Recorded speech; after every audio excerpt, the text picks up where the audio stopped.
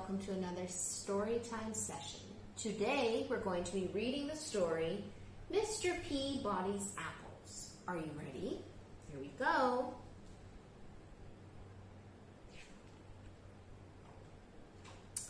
There's that big, beautiful, delicious apple. Mr. Peabody's Apples by Madonna and the art by Lauren Long. Welcome to Happyville.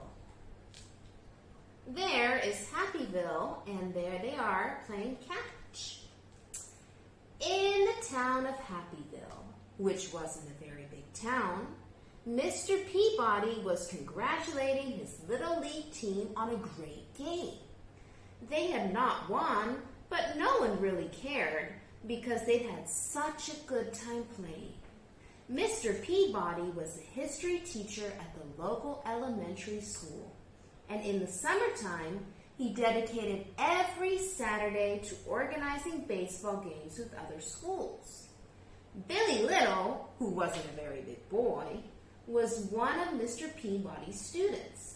He loved baseball more than anything and thought Mr. Peabody was the greatest. After each game, he would always stay to help pick up all the bats and balls, and when they were finished, Mr. Peabody would smile and say, "Thanks, Billy. Good job. I'll see you someday." Then he would start his walk home along the main street of Happyville, which wasn't a very big street, waving hello to everyone he knew, and everyone would wave hello back. Along the way, he passed Mr. Funkadeli's fruit market. Here, Mr. Peabody would stop and admire Mr. Funkadeli's fresh apples. He would pick out the shiniest apple, drop it in his bag, and continue on his way. Across the street, Tommy Tittlebottom watched with curiosity as Mr. Peabody walked away with his apple. "That's strange," Timmy said to himself. "Mr. Peabody didn't pay anybody for the apple." Tommy got on his skateboard and rushed to tell his friends.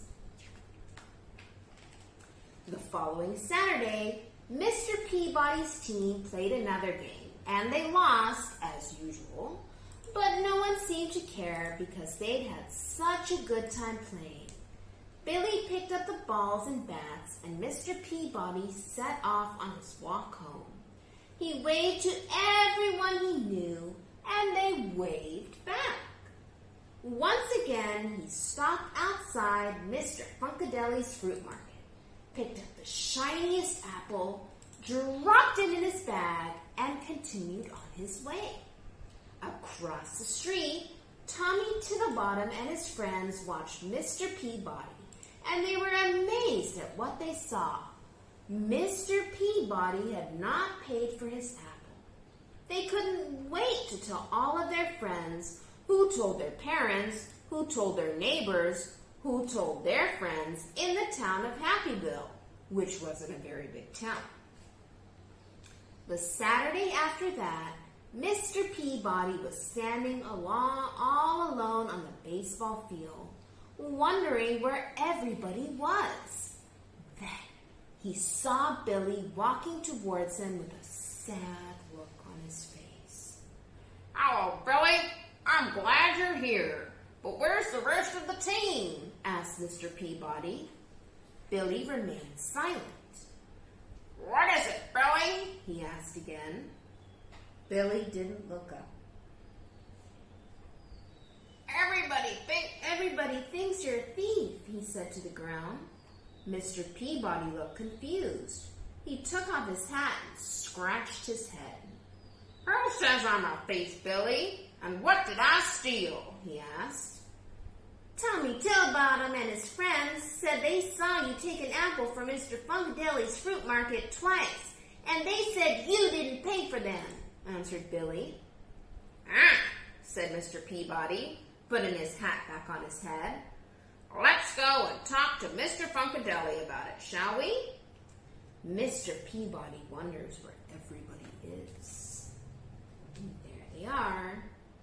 And Mr. Peabody was told that everybody thinks you're a thief. They walked down the main street, which wasn't a very big street, and Mr. Peabody waved to all the people he knew, but now some of them did not wave back, and some pretended they did not even see him. They finally arrived at Mr. Funkadeli's fruit market.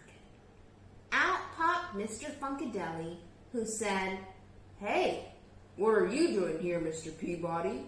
Why aren't you at the game?" "There wasn't a game today," said Mr. Peabody, "and I was wondering if I could take my apple earlier than usual."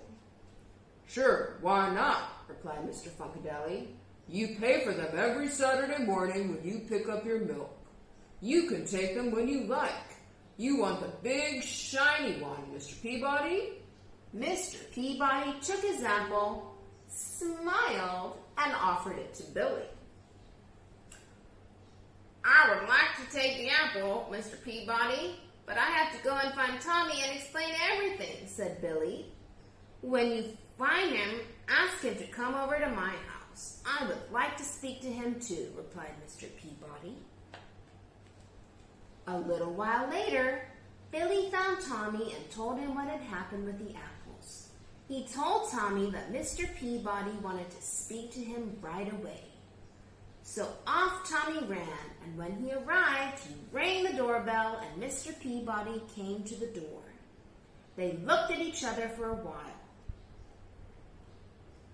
"Oh dear, Mr. Peabody," said Tommy on the doorstep. "I didn't understand. I should not have said what I said, but it looked like you hadn't paid for the apples." Mr. Peabody's eyebrows went up a little, and he felt a warm breeze blow across his face. "It doesn't matter what it looked like. What matters is the truth." Tommy looked down at his shoes and said, "I'm so sorry. What can I do to make things better now?" Mr. Peabody took a deep breath, looked up at a small cloud in the sky, and said, "I'll tell you what, Tommy. Meet me at the baseball diamond in 1 hour and bring a pillow stuffed with feathers." Oh, okay, said Tommy, who then ran off to his house to get a pillow. An hour later, Tommy met Mr. Peabody on the pitcher's mound. "Hello, Tommy," said Mr. Peabody. "Follow me and bring along your pillow." Tommy followed Mr. Peabody to the top of the bleachers, wondering what this was all about. "It's a windy day, isn't it?" asked Mr. Peabody when they reached the top. Tommy nodded his head in agreement. "Here's a pair of scissors. Now cut the pillow in half and shake the feathers out."